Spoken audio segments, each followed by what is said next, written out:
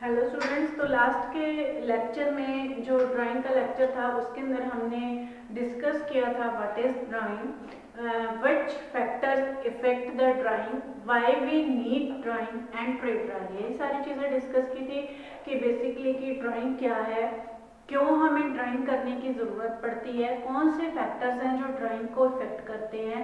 और trade dryer हमने discuss किया था और उसके अंदर हमने ये भी डिस्कस किया था कि हम किसी प्रोडक्ट का रेट ऑफ ड्राइंग कैसे फाइंड आउट कर सकते हैं।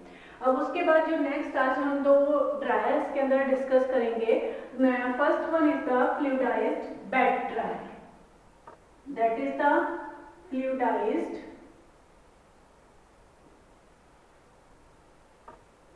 bed dryer,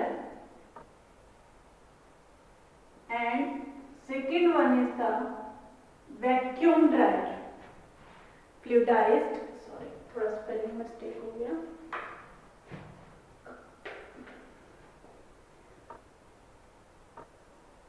FLUIDISE, fluidized bed dryer, and second one is vacuum dryer.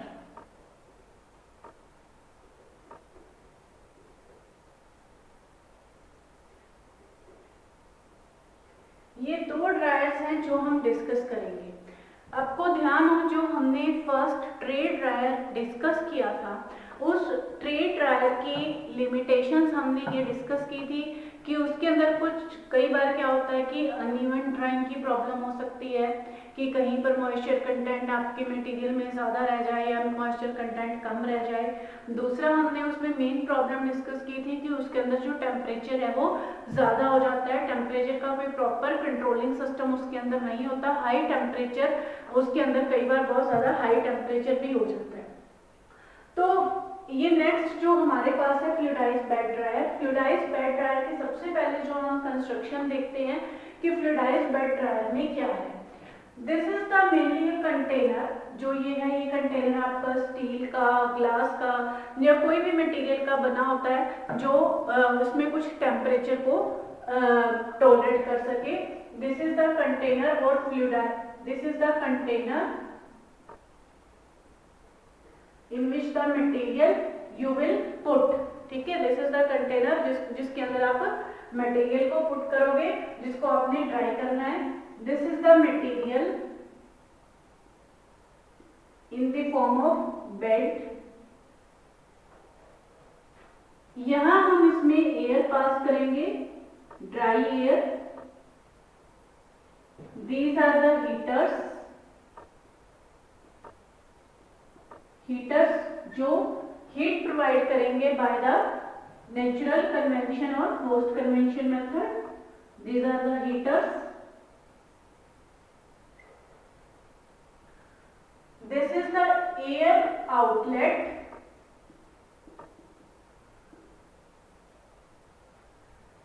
This one is the induction fan, induction fan. This is motor and this one, ये जो है this is the air filter.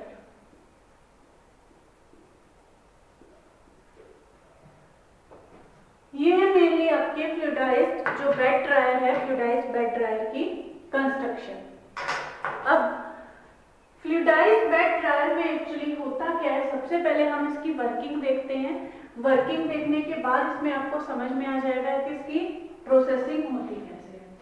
सबसे पहले तो जो material, the material which you have to be dryer, you have to put that material in this container. इस container के अंदर आपने उस मटेरियल को फिलअप करना है जिसको आपने ड्राई करना है। एक चीज और कि जो फ्लूइडाइज्ड बेड ड्रायर है, ये फ्लूइडाइज्ड बेड ड्रायर वर्टिकल भी अवेलेबल है मार्केट में। These are also available vertical and these are also available as the horizontal. Vertical मतलब कि जिस तरह से मैंने एक वर्टिकल फ्लूइडाइज्ड बेड ड्रायर का डायग्राम बनाया, इसी तरह से ये हॉरिजॉन्टल भी है। जो हॉरिजॉन्टल फ्लूइडाइज्ड बेड ड्रायर होते हैं, these are mainly used for the continuous drying. ये कंटिन्यूअस ड्राइंग करने के लिए यूज किए जाते हैं किसी भी मटेरियल की, और जो वर्टिकल बेड ड्रायर है ये स्मॉल स्केल के ऊपर ही यूज किए जाते हैं। यहाँ मैंने एक वर्टिकल फ्लूइडाइज्ड बेड ड्रायर का डायग्राम आपके सामने बनाया हुआ है। इसमें हम क्या करते हैं, the material which we have to be dried is put in this stainless steel container और put in this container.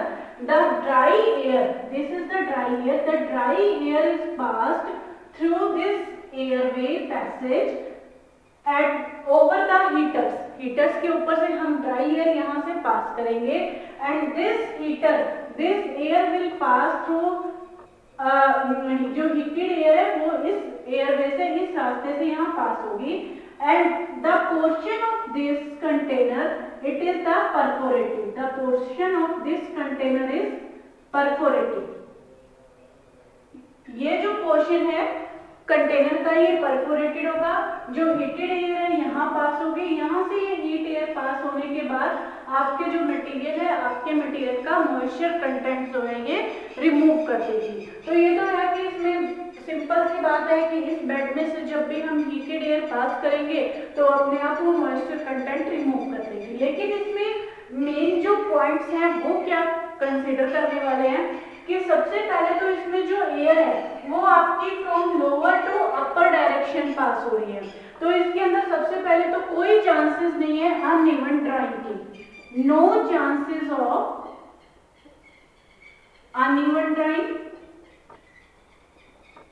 Uneven drying के इसके अंदर कोई चांसेस नहीं है, क्योंकि जब आपका इसमें मटेरियल में से नीचे से ऊपर की तरफ एयर पास हो रही है तो आपके मटेरियल के हर पार्टिकल को एयर प्रोवाइड होगी और आपका जो मटेरियल है उसके अंदर से मॉइस्चर कंटेंट इजीली रिमूव होगा। दूसरी बात जो इसमें है कि जो आजकल जो फ्लूइडाइज्ड बेड ड्रायर है, मॉडर्न फ्लूइडाइज्ड बेड ड्रायर है, उनके अंदर टेम्परेचर कंट्रोल करने का सिस्टम, उनके अंदर एयर फ्लो रेगुलेटर का सिस्टम, ये सब चीजें भी साथ में मेंटेन की जाती है ताकि हमें पता चले कि जो एयर है वो हम किस रेट से फ्लो कर रहे हैं, या हमें पता चले कि हमने कितने टेम्परेचर पे या कितनी मतलब कि हॉट एयर इसके अंदर से पास करनी है टू अवॉइड द डिग्रेडेबिलिटी और to maintain the stability of the drug. तीसरी जो बात है इसके अंदर यहाँ एक ये एयर फिल्टर लगा हुआ है, this one is the air filter. इस एयर फिल्टर का पर्पस क्या है कि जैसे जैसे आपका मटेरियल ड्राई होगा तो हो सकता है कि जो कुछ फाइन पार्टिकल्स हैं वो फाइन पार्टिकल्स एयर के फ्लो की वजह से ऊपर की तरफ मूव करें, एंड दीज फाइन पार्टिकल्स में escape out of the apparatus. तो इन फाइन पार्टिकल्स की जो एस्केप करने की प्रोसेस को, ये फाइन जो पार्टिकल्स हैं ताकि आपके एपरेटस से बाहर ना जाए, इनके रिमूवल को रोकने के लिए यहाँ इसके अंदर एक एयर फिल्टर भी लगा हुआ है। तो एयर फिल्टर का क्या काम है, air filter helps to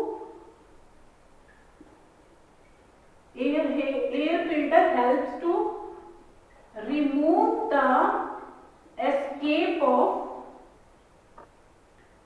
fine particles.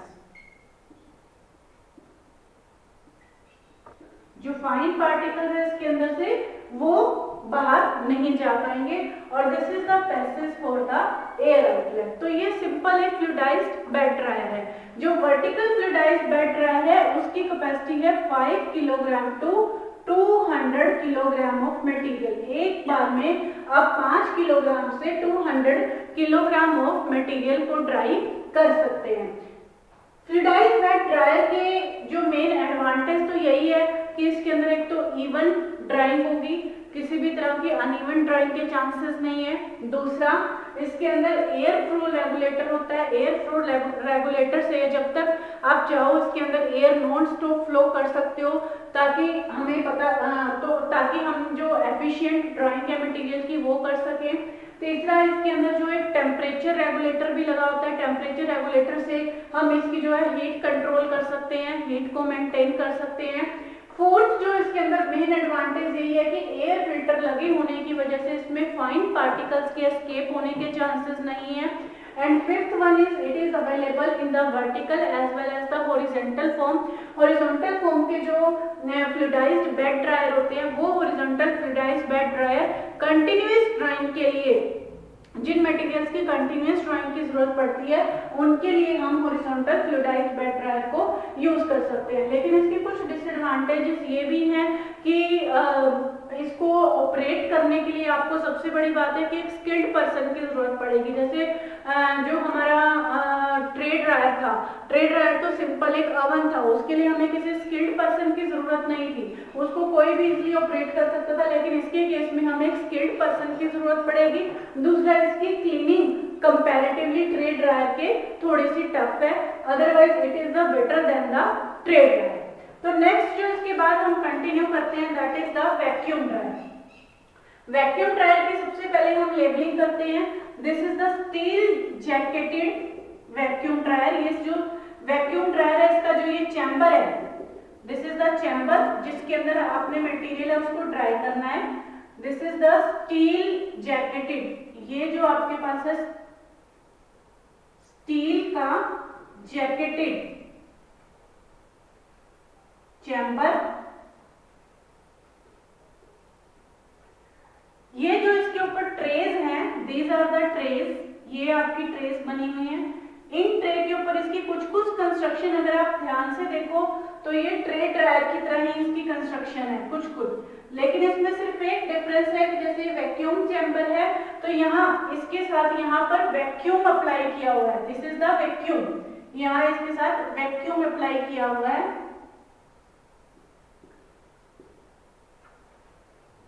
इसके साथ यहाँ वैक्यूम अप्लाई किया हुआ है। वैक्यूम अप्लाई होने की वजह से क्या होगा कि एक सेकेंड, आप वैक्यूम इसमें मतलब सुटेबली प्लेस पे कहीं भी अप्लाई कर सकते हो आप, या यहाँ भी लिख सकते हो इसको vacuum. This is the receiver,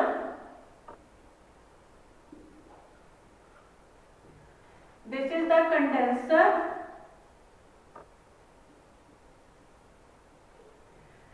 ये जो मैंने इसमें ब्लू मार्किंग से दिखाई है दैट इज द स्टीम। ये सभी जगह ये जो इवन इसके जो ट्रेस हैं, ट्रेस के अंदर भी यहाँ इसमें स्टीम है।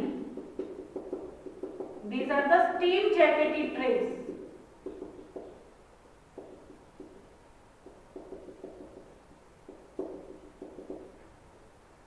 These are the steam jacketed tray। तो मेरे ख्याल से यहाँ आपको वर्किंग काफी हद तक इसकी समझ में आ गई होगी वैक्यूम ड्रायर की। इसके अंदर क्या है, it consist of the steel jacketed chamber through which the steam will flow on whole side. Inside the perforated trays, जो ट्रेस हैं वो भी हमारे इसके अंदर परफोरेटेड ट्रेस हैं, और ट्रेस भी हमारी इस तरह से बनी हुई है कि जो ट्रेस को हीट कहां से ट्रांसफर होगी, it will also transfer with the help of the steam. यहाँ इसके साथ क्या कनेक्टेड है, यहाँ इसके साथ एक कंडेंसर कनेक्टेड है, साथ में यहाँ एक वैक्यूम पंप कनेक्टेड है।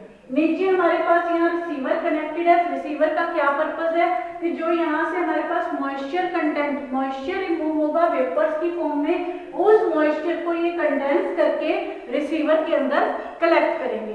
अब जो ये वैक्यूम ड्रायर्स है, वैक्यूम ड्रायर्स का मेनली हम यूज किस टाइप की ड्रग्स के लिए करते हैं, these are mainly used for the thermolabile substances. These are mainly used for the thermolabile substances। Distillation के केस में भी हमने किया था एक स्टीम डिस्टिलेशन जिसके अंदर हम थर्मोलेबाइल सब्सटेंसेस की करते थे। इसी तरह से थर्मोलेबाइल सब्सटेंसेस की ड्राइंग के लिए हम यूज कर सकते हैं। We can also use them for the those substances which can not dry, या आप ये कह सकते हैं which are inflammable, which are the inflammable, जो आग पकड़ने वाले सब्सटेंसेस होते हैं उनकी भी ड्राइंग हम सब्सटेंसेस इसकी हेल्प से कर सकते हैं।